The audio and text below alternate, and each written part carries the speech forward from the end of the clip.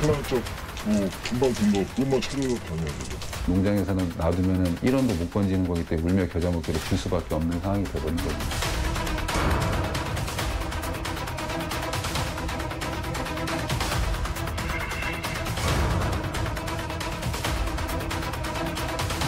현재 하고 있는 어민들한테는 죽으라는 소리예요.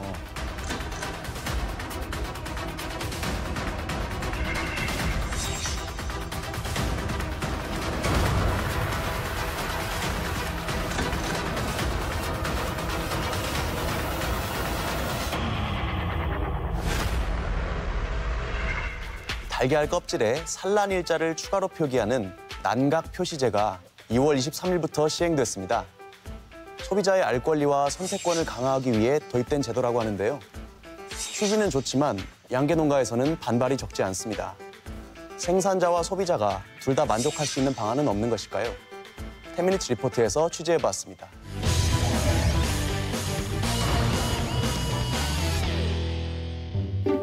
생산 날짜가 다른 두 개의 달걀이 있습니다. 여러분은 어느 달걀을 선택하시겠습니까? 당연히 오늘 낳은 달걀을 선택하시겠죠. 그렇다면 남은 달걀은 어떻게 될까요?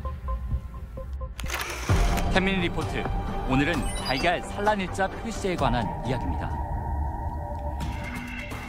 식품의약품안전처는 지난 2월 23일부터 달걀 껍데기에 산란일자를 표기하는 제도를 시행했습니다. 그동안 달걀 껍데기에는 생산 농가 번호 5자리에 사육 환경 1자리, 총 6자리가 표시돼 있었지만 산란일자 4자리가 추가되며 총 10자리로 늘어난 겁니다. 생산자들이 당연히 가능한 한 빠른 시간 내에 그 산란일자를 찍어서 유통을 시키기 때문에 신선도가 좋은 달걀이 유통될 거로. 하지만 양계협회는 산란일자를 표기한다고 해서 오래된 달걀의 유통을 막을 수 없다며 반대하고 있습니다.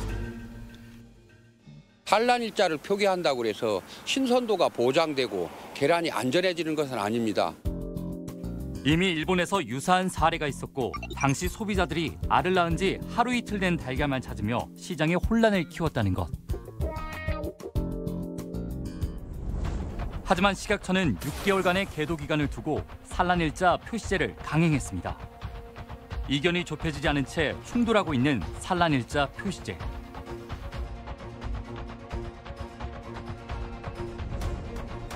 달걀 산란일자 표시에 대해 소비자들은 어떤 입장일까? 도내 한 마트로가 산란일자 표기에 대한 소비자의 생각을 들어봤습니다. 생산 날짜가 언제인가? 그리고 유통 기한이 언제까지인가? 맨 처음 보는 게 그거죠. 아니, 없는 것보다는 신뢰를 할 수 있는 거고. 소비자 입장에서는 당연히 그렇게 돼야죠. 구입하는 달걀의 정확한 정보를 확인할 수 있다며 산란일자 표시제를 반기는 소비자들. 하지만 양계농가는 달걀의 산란일자가 표기되면 적지 않은 피해를 보게 됐다는 입장입니다. 양계농가를 찾아가 이야기를 들어보기로 한 제작진. 정부로부터 친환경 농산물과 안전관리 인증을 받고 5년째 양계농장을 운영 중인 농장주와 만날 수 있었는데요. 산란일자 표기로 양계농가가 받는 피해를 털어놨습니다. 일단은 생산 날짜를 찍는 거 하나만 두고 보면은 크게 농가에서도 감수할 수 있는 정도예요. 근데 이게 오늘 난 계란이 있고 예를 들어서 한 3, 4일 전에 난 계란이 있으면 농장 상인들이 농장에 와서 사장님 3, 4일 된 계란은 이 가격을 드릴 수가 없습니다. 유통업체가 최근에 낳은 달걀만 찾기 때문에 시장으로 유통되지 못한 재고 처리 부담까지 떠안게 됐다는 농장주의 설명. 농장에서는 놔두면 1원도 못 건지는 거기 때문에 울며 겨자 먹기로 줄 수밖에 없는 상황이 돼버린 거군요. 또 다른 농가도 걱정은 매한 가지. 산란일자가 오래된 달걀은 창고에 쌓였다가 유통기한이 지나면 폐기돼야 하는 상황을 걱정하고 있습니다. 아무래도 날짜가 오래되지 않은 것들을 찾을 거예요. 그러다 보면 당연스럽게 오래된 것들은 재고로 남을 텐데 그 재고로 남았을 때 그 책임을 누가 지느냐에 따라서 농장에서 전적으로 책임을 져야 되고 그 부분에 대해서 힘들 거라고 예상을 하기 때문에. 통상 시장에 나온 달걀의 유통기한은 닭이 알을 낳은 이후부터 45일까지. 하지만 소비자들은 유통기한과 상관없이 최근에 낳은 달걀만 찾는 게 현실. 이렇다 보니 달걀 유통 상인들은 최근에 생산된 달걀만 구입해가고 남은 달걀에 대한 부담은 고스란히 농가에서 책임을 져야 하는 상황. 또 최근 몇 년 사이 여러 농가들이 급격하게 닭 개체수를 늘렸고 이로 인해 달걀 생산량 또한 많아져 산란계 농가는 이중고를 겪게 되었답니다. 개체수가 줄다 보니까 돈이 되고 돈이 된다는 소문이 도니까 이제 현대화 사업을 미루고 있던 농장들도 현대화 사업을 추진을 해서 마리수가 급격하게 늘었고 지난 2017년 사상 최악의 AI로 전체 산란계의 36%인 4천만 마리의 닭을 살처분했고 엎친 데 덮친 격으로 달걀 살충제 파동까지 겪었던 양계 농가. 수급 부족으로 달걀 가격이 폭등하자 일선 양계 농가는 앞다퉈 산란계 입식을 진행했고 공급 과잉 탓에 달걀 가격은 하락했습니다. 게다가 살충제 달걀 파동 이후 안전에 대한 불신으로 달걀 수요가 감소하며 지속적으로 달걀 가격이 떨어진 상황. 알을 안 낳게 하기 위해서는 사료를 안 줘야 되는데 사료를 안 주면 알만 안 나는 게 아니고 닭들도 죽기 때문에 지금 적자가 나고 있는 상황인데도 불구하고 가지고 있을 수밖에 없는 현실이죠. 달걀 가격 하락으로 사료값마저 부담이 된 양계 농가는 울며 겨자 먹기로 개체수의 절반을 독에 처리했습니다. 이미 달걀 가격이 하락한 상황에서 산란일자가 표시되며 여러 부담을 안게 된 농가. 소비자를 위해 만들었다는 정책이 누군가에게는 악몽이 돼버렸습니다. 이러한 상황에 대해 식약처는 어떤 입장일까? 뭐 우유도 뭐 잘 아시겠지만 네. 뭐 그런 거를 이제 찾는 건 이제 소비자의 그 기본적인 심리고요. 네. 그래서 그런 것들은 시장 기능에 의해서 이제 저희들은 이제 될 거라고 이제 보고 있고요.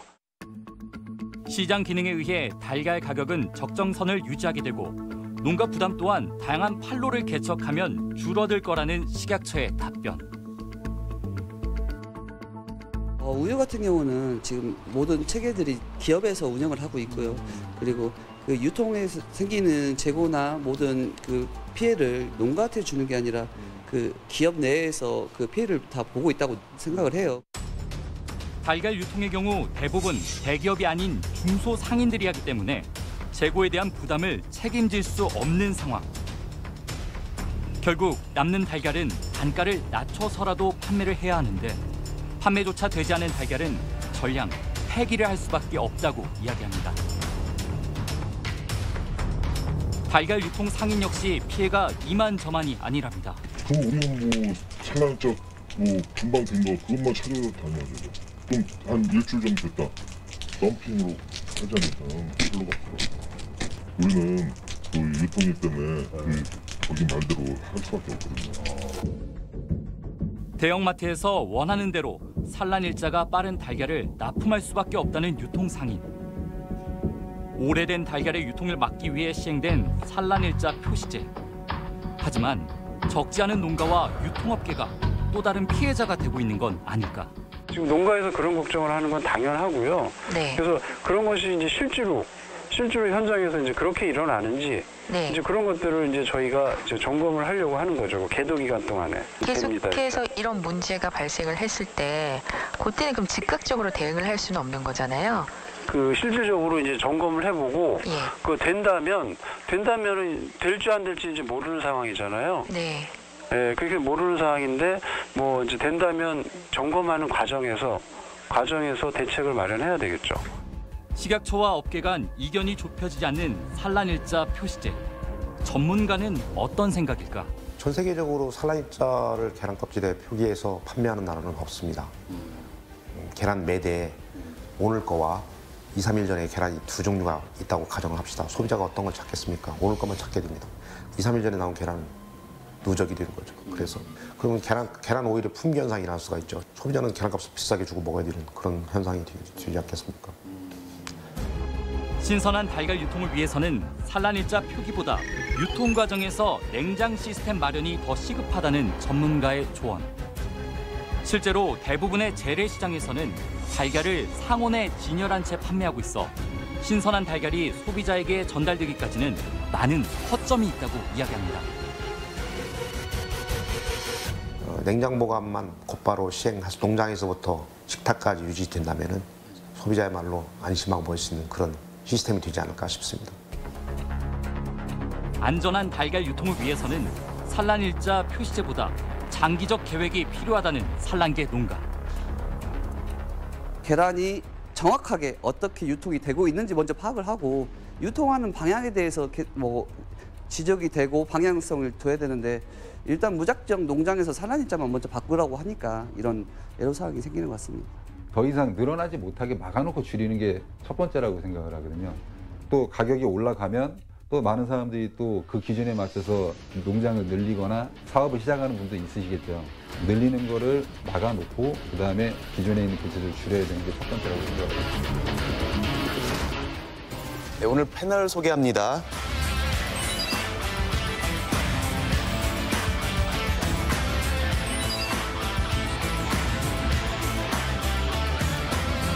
계란의 산란일자를 표기하는 난각 표시제에 대해서 이야기 나누려고 하거든요. 네. 그래서 일부러 닭 모양이 들어있는 넥타이를 의도적으로 차고 오신 건가요? 아니요, 저 평소에 이런 세미나 모임 있으면 자주 하고. 아, 역시 동물자원과학과 교수님다운. 네, 개인적으로 굉장히 센스가, 패션 센스가 대단하시다고 생각하고 있었어요. 더더군다나 외국에서 가지고 오셨다고 이야기를 하시더라고요. 지금 이제 소비자 입장에서는 산란일이 표기되면 없는 것보단 낫겠다. 예, 물론 하지만 낫다. 이제 지금 생산자 입장을 한번 보자 이겁니다. 그러면 양계 농가가 1년 이상 이렇게 반대 투쟁도 하고 상당히 격렬하게 저항을 하고 있는데 네. 도대체 생산자 입장에서는 뭐가 불만이길래 이렇게 항의를 하는 것인지가 궁금합니다. 단순히 찍기 귀찮아서는 아닐 거 아닙니까? 그러니까 이제 이 계란을 일일이 다 찍는다는 것은 쉬운 일이 아닙니다. 지금 상태에서는.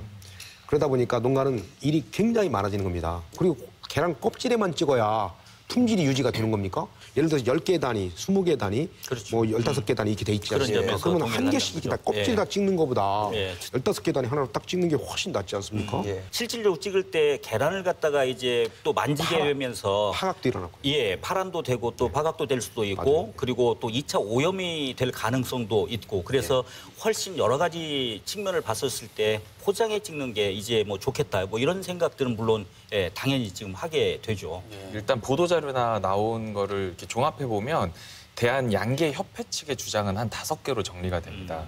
첫 번째는 산란 시간대와 아까 교수님 말씀하신 것처럼 수거 시간대가 일치하지 않는데 산란 일자를 정확히 표기한다는 건 너무 사실상 어렵다라는 거예요. 그리고 두 번째는 콜드체인 시스템. 일단 현재 냉장 유통 시스템이 미설치가 돼 있고 그 비용을 막대한 비용을 설치하는 건 좀 불리하다. 세 번째, 세계적으로 산란일자 표기를 의무화한 국가는 없다.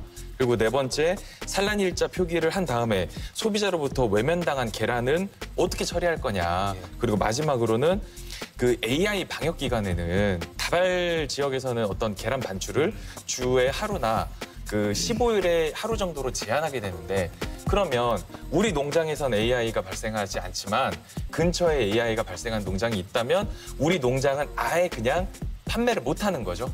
아예 판로가 없어져 버리는 거죠. 그러니까 이런 정도로 요약을 할 수 있을 것 같아요. 그러니까 농가들이 뭐 어떤 산란 일자를 자기들이 표기하게 되면 부담도 되고 재고 부담도 떠안아야 되고 그러니까 유통 구조나 관리 시스템을 좀 개선해달라 이런 요청인 것 같은데요. 중요한 거는 콜드체인 시스템을 갖추는 겁니다. 사실 그것만 있다면은 선별 포장이 그렇게 크게 문제가 될 게 없습니다. 그러니까 지금 핵심은 그렇잖아요. 소비자들이 신선한 계란을 갖다가 소비할 수 있는 가장 중요한 여러 가지 방법이 있겠지만 그중에 핵심적인 것이 일단 그 방금 말씀하신 콜드체인이라고 하는 냉장과 관련된 그 콜드 시스템이라고 하는 그게 이제 중요한 거고 그다음에 이제 GP가 있게 되고 그렇다고 한다면 훨씬 더 좋아질 거라고 지금 생각이 되는 것이잖아요. 맞습니다. 그 안에서 이제 선별 포장도 다 이루어질 수 있는 거고요. 소, 돼지, 닭 다 저희가 도축할 때 질병 유구나 이런 것들을 검사하지 않습니까? 심지어 우유도 검사하는데 계란은 우리나라에 검사하는 시스템이 없으니까 살충제 파동이 난 거 아닙니까? 그래서 GP센터를 만들어서 이제 계란도 살충제 파동이 일어나지 않도록 검사하자고 한 게 맨 처음에 식약처에 2016년 6월 작성한 계란 안전관리 종합대책의 취지 아닙니까, 사실. 그때부터 이미 방금 말씀하신 콜드체인 시스템이나 이런 것들을 해가지고 지원하면서 그때 이미 대규모 광역 GP센터 얘기가 나오죠.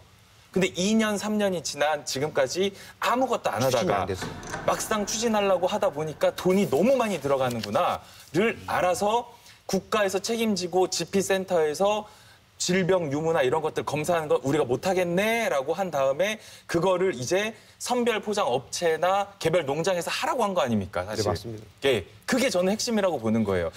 그 GP를 운영할 수 있도록 해주라. 그 대신 반드시 도축장 시스템으로 운영을 해라. 그렇죠. 저는 예. 그렇게 생각합니다. 저도 그렇게 생각하고 있습니다. 왜냐하면 예. 도축장 시스템이란 뭘 말하냐면은 거기에 정부 요원이 하나가 투입이 됩니다. 예. 그러면서 금방 말씀하신 여러 가지 검사 제도를 갖다가 그렇죠. 실행을 합니다. 예, 예. 계란에 관련된 예. 그러면서 가격까지도 조절을 합니다. 그렇죠. 수급 조절을 하게 되는 거죠. 네. 거기에서. 살충제하고 산란일자 표기가 완벽한 상관이 없다라는 건 알지만 살충제 파동과 이 GP는 저는 굉장히 네, 깊은 맞습니다. 관련이 있다라고 생각을 하는데 이것은 슬며시 없어졌고 이상한 선별 포장 이야기나 어떤 농민들의 예산 이런 것만 나오니까 저는 좀 약간 그 얘기를 꼭 듣고 싶었거든요. 그러니까 예. 선별 포장업 자체가 이제 GP라고 보시면 됩니다. 그쵸. 그런데 네. 선별 포장업 규모를 어떻게 할 거냐 이런 것에 고민을 하는 거죠, 사실은. 자, GP가 굉장히 좀 중요하다라는 게 지금 핵심인 것 같아요. 이 문제에 대해서는. 근데 실질적으로 GP가 대한민국에서 지금 제대로 좀 정착되지도 못하거니와 역할들을 지금 못하고 있는 것이잖아요. 과거로 봐도 그러잖아요. 이미 GP 문제가 지금 있었던 게 아니고 이미 1990년대부터 서울 양계 뭐 협동조합인가요? 거기서 했다가 바로 이제 문을 닫은 경험이 있잖아요. 왜냐하면 가동률이 낮으니까 그렇잖아요. 왜냐하면 또 산란계 그 농가들이 계란값이 좋을 때는 상관이 없는데 계란값이 떨어졌을 때는 네, 맞습니다. 예, 유통상인한테 유통상인한테 팔아버린다는 그들한테 조금 더 받으려고 파는 거예요. 그러니까 이게 자꾸 활용이 돼야지 되는데 오히려 배제가 되니까 결국 가동률이 낮아지게 되고 그래서 적자에 허다지게 되고 그래서 문을 닫게 되는 것이잖아요. 그 이후에 그러다가 또 다시 2000년대 와가지고도 정부에게 그것을 강력하게 또 전문가들도 건의하고 GP를 만드는데 어디 자료를 보니까 뭐 350억 정도 든다 그래 하나가 만드는데 이 막대한 돈은 도대체 누가 내야 되는 것이고 어떻게 관리가 돼야 되는 것이며 지금도 여전히 계란 유통상에 의해서 계란이 정말 아까 교수님이 말씀하신 대로 60% 정도 유통이 되는 상황 속에서 과연 GP가 제 역할을 할 수 있느냐는 또 다른 의문으로 지금 남을 수밖에 없다. 이게 지금 제 생각이에요. 결국 핵심은 어떻게 고품질의 달걀을 소비자한테 전달할 것인가의 문제인데 지금 거기에 필수적인 것은 뭐 콜드체인 시스템 구축이나 GP센터 확충 이런 것들이 중요하지 계란의 산란일자를 표기해서 그 농가에게 부담을 지우는 것은 굉장히 지엽적인 문제다 이런 말씀이신 것 같고요. 네, 맞습니다. 그러니까 제가 만약에 정부 공무원이라면 광역 GP센터를 기능을 강화하는 방향으로 가야 되는 게 맞는데 시간과 돈과 인력이 너무 많이 드니까 당장 국민들 앞에서 무슨 가시적인 대책은 내놔야 되겠고 그러니까 나온 게 뭐 난각 표시제 이런 거 아닐까 싶은데. 취지는 저는 좋은데 좋다고는 봐요. 소비자 입장에서. 네. GP센터 자체가 금방 말씀하신 대로 시간과 돈이 들어가죠. 그러다 보면은 이게 쉬운 일은 아니지 않습니까? 그러다 보니까 우선 작은 것부터 좀 눈을 끌 만한 그런 일들을 해보자라는 취지도 개연이 될 수 있죠. 다른 나라들은 어떤 식으로 그 계란의 품질을 담보합니까? 유통기한으로 담보를 합니다. 팩에다 써서. 그래서 언제까지 먹어라. 셀바이 데이트. 일본 같은 경우는 뭐 상미기한에서 14일을 두고요. 상온에서 냉장을 하면 21일 이후에 냉장에서 먹어라. 미국도 꽤나 많은 기간을 둡니다. 주에 따라 조금씩 다르긴 하지만 전체적으로 유럽은 아예 뭐 그냥 냉장 유통을 해야 된다는 의무 그런 조항이 거의 없습니다. 왜냐하면은 기후 조건 요령은 좀 다르지 않습니까? 우리보다 훨씬 더 선선한 날씨이기 때문에. 기후의 차이나 뭐 세척 보관 시스템의 차이가 있기 때문에 우리나라는 그래도 다른 나라랑 달리 그래도 산란일자 표시해야 된다. 뭐 이런 논리도 가능한 겁니까? 그거는 좀 다른 문제라고 생각합니다. 제일 중요한 콜드체인이 돼 있다면은 산란일자는 별로 의미가 없죠.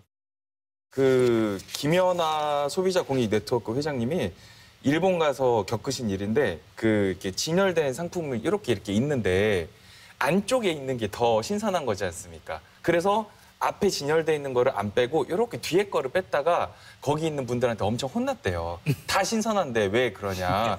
다 신선한 거니까 믿고 앞에 거부터 가져가야 이 농민들도 살 거 아니냐. 근데 결론적으로 우리나라는 모든 소비자들이 잘했다라는 건 아니지만 일단 저는 양계 농장 생산자분들과 소비자들 사이에 신뢰가 전혀 없으니까 그 양계 농장 그런 분들의 어떤 생산자분들의 고충을 소비자들이 나는 좋은데 나는 산란일자 표기가 좋은데라고 자꾸 이렇게 보시는 것 같아요. 그래서 맞습니다. 그 부분을 조금 개선하려는 양계 농장의 어떤 노력도 필요하지 않을까 싶어요.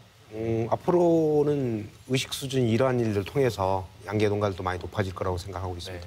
그들도 그들 나름대로의 어떤 리미트를 정해서 소비자한테 어필할 수 있는 그런 시스템을 구축하지 않으면 살아남기가 어렵다고 생각을 하고 있습니다. 결국은 소비자가 원하는 방향으로 생산자는 흘러가게 돼 있습니다. 방향을 그쪽으로 트렌드를 바꾸지 않는 한 존재를 할 수가 없기 때문에 그거는 말씀 안 하셔도 어차피 그런 쪽으로 흘러갈 거라고 예상을 하고 있습니다. 아까 류 교수님이 말씀하신 유럽에는 뭐 이런 거를 의무화하는 조항이 법 조항이 별로 없다라는 것도 사실은 생산자와 소비자 사이에 신뢰하는 그런 문화 차이에서 기인된 것 같습니다. 생산자와 소비자가 모두 다 만족할 수 있는 계란 유통 구조의 대안까지 한번 이야기해봤습니다. 예, 말씀 잘 들었습니다. 수고하셨습니다. 감사합니다. 예, 감사합니다.